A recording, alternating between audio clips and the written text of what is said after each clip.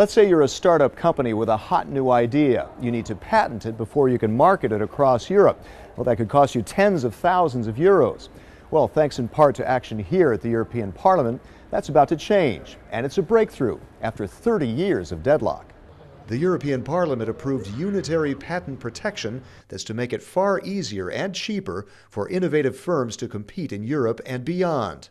It establishes a unified patent court, or UPC, and sets rules on translating patents. Filing costs are expected to fall to a few thousand euros instead of tens of thousands. The EPP Group's coordinator, Klaus-Heiner Lehne, authorized the UPC proposal that will drastically cut litigation costs.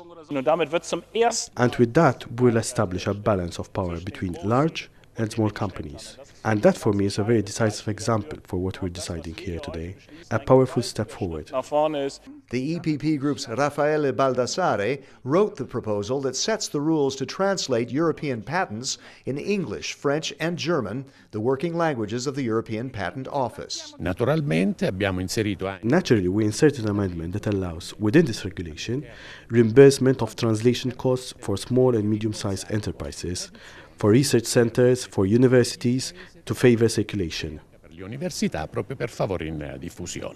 The intended effect is to make the EU a more attractive place to create and innovate for both European and non-European developers as well as investors. Currently, about 60,000 patents are filed in the EU annually, but that's just a fraction of those filed in China or the United States. With this reform, we can imagine that we can stimulate and develop this system so that our continent is always as competitive as possible. Another cost-saving angle to the unified European patent, putting an end to annual renewal fees in each country.